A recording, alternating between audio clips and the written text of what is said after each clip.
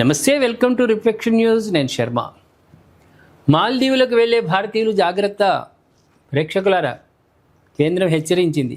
ఎందుకంటే summer holidays enjoy కోసం మనం సరే ఫ్యామిలీగా పోతారా, బ్యాచిలర్స్ పోతారా, అది వేరు. ఇటువంటి చోటకు ఫ్యామిలీలను దొరకపోరు. వాళ్ళని దొరకపోతే మళ్ళీ ఆంక్షలు ఉంటాయి.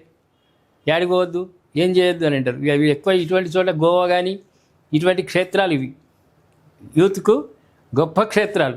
ఇటు మొత్తం బ్యాచిలర్సే పోతారు. వాళ్ళైతే ఎంజాయ్గా ఫ్రీ ఉంటుంది. కాకపోతే ఏంటంటే కేంద్రం ఎందుకు హెచ్చరిస్తున్నది? ఎటైనా పర్యాటకులు ఎక్కడికైనా పోవచ్చు, ఎంజాయ్ చేయొచ్చు. కానీ మాల్దీవులో పోతే ఏమవుతుంది? అక్కడ దేశం చాలా కఠినమైనటువంటి నిర్ణయాలు తీసుకుంటుంది. ప్రేక్షకులారా, మాల్దీవులకు వెళ్ళే వాళ్లకు అక్కడ దేశం వాళ్ళు చాలా కఠినమైనటువంటి నిర్ణయాలు తీసుకుంటుంది. మనకు అక్కడికి పోయినాక దొరికినాక మాకు చట్టం గురించి తెలియదు, మీ నిబంధనల గురించి తెలియదు అంటే ఎవడు వినడు, లోబడి పడేస్తారు. దయచేసి జాగ్రత్తగా వినండి. టూర్ ప్లాన్ వేసుకున్న వాళ్ళు కూడా జాగ్రత్తగా వినండి. మాల్దీవులకు వెళ్ళే భారత పౌరులకు నార్కోటిక్స్ కంట్రోల్ బ్యూరో ఎన్సిబి కీలక హెచ్చరికలు జారీ చేసింది. ఆ దేశంలో మాదక ద్రవ్య నిరోధక చట్టాలను అత్యంత కఠినతరం చేసిన నేపథ్యంలో ప్రయాణికులు అప్రమత్తంగా ఉండాలని సూచించింది. వేసవి సెలవుల సీజన్ కావడంతో మాల్దీవుల పర్యటనకు ప్లాన్ చేసుకునేవారు కొన్ని విషయాలను గమనించాలి. జాగ్రత్తగా గమనించండి. వెళ్ళే వాళ్ళు కూడా చాలా జాగ్రత్తగా వెళ్ళాలి. మాల్దీవుల ప్రభుత్వం ఇటీవల తన డ్రగ్స్ చట్టాలకు సవరణ చేసింది. ఇవి 2026 మార్చి నుంచి అమల్లోకి వచ్చాయి. కొత్త చట్టాల ప్రకారం మాదక ద్రవ్యాలకు సంబంధించిన నేరాలకు పాల్పడితే జీవిత ఖైదు, భారీ స్థాయిలో డ్రగ్స్ రవాణా చేస్తే కోర్టు అనుమతితో మరణశిక్ష కూడా విధించే అవకాశం ఉందని వివరించింది.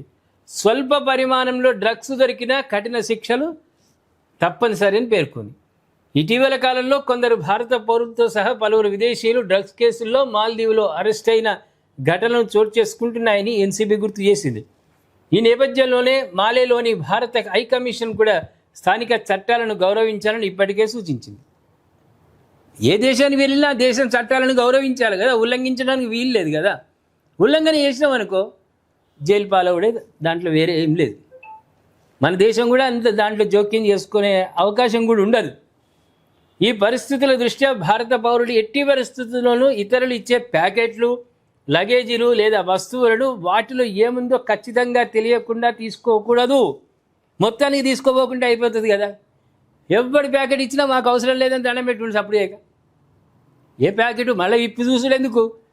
మాల్దీవులో దిగినాక అక్కడ ఎవరు ఏ ప్యాకెట్ ఇచ్చినా ఎయిర్పోర్ట్లో కానీ బస్ స్టాండ్లో కానీ ఎక్కడ కానీ ఎవడైనా అయ్యా ఈ ప్యాకెట్ పట్టుకోండి, పలానా దగ్గర ఒకళ్ళు ఉంటారు వానికి ఇయ్యని ఎవరు ఇచ్చిన ప్యాకెట్లు తీసుకోకండి. మీరు అది బ్రెడ్ ప్యాకెట్ కానీ కేక్ ప్యాకెట్ కానీ ఏదైనా కానీ మీరు కొంటే కొనుండి, లేకుంటే లేదు. కానీ ఎవరి ప్యాకెట్ ఇచ్చినా కూడా మీరు తీసుకోకండి. అదే విమానాశ్రయాలు, పోర్టుల్లో తెలియని వ్యక్తులు ఏమైనా వస్తువులు తీసుకెళ్లమని అడిగితే అత్యంత జాగ్రత్తగా ఉండాలి అని ఎన్సీబీ తన ప్రకటనలో పేర్కొంది. చట్టం తెలియదనే వాదన కోర్టులో చెల్లదు. అయ్యో మేము భారత్ నుంచి ఇప్పుడే వచ్చామండి, మాకు మీ చట్టాల గురించి అసలు మాకు అవగాహన లేదు, రిఫ్లెక్షన్ న్యూస్లో అసలే చెప్పలేదు చట్టాల గురించి అని అనడానికి వీల్లేదు. అలా అనకూడదు. ఎందుకంటే అందుకే మళ్ళీ ముందు జాగ్రత్తగా మనం చెప్తున్నాం, మన రిఫ్లెక్షన్లో చెప్తున్నాం. అక్కడ మనకు తెలియదన్న ముచ్చట లేదు. వాడు చెప్తాడు మీకు రిఫ్లెక్షన్ న్యూస్లో ఎప్పటికైనా మళ్ళీ తెలియదంటారంట.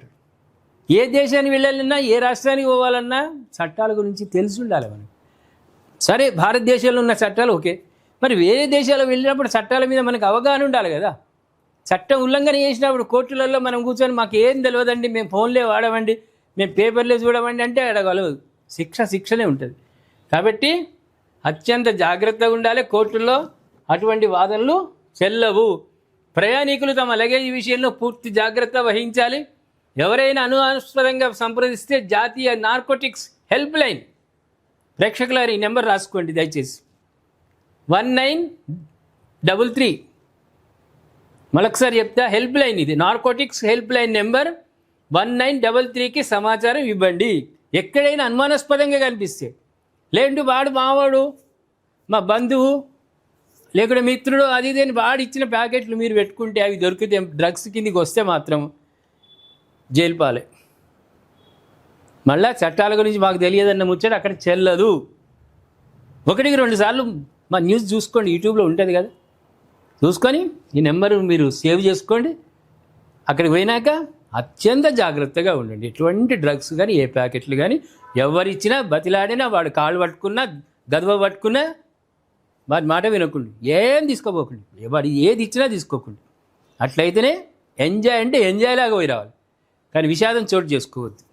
అయ్యో ఆ దేశాన్ని పోతుంది, వాళ్ళకి దొరికితే జైల్లో పడతారండి, మీ కుటుంబం వస్తారు, నువ్వు మాత్రం జైలే.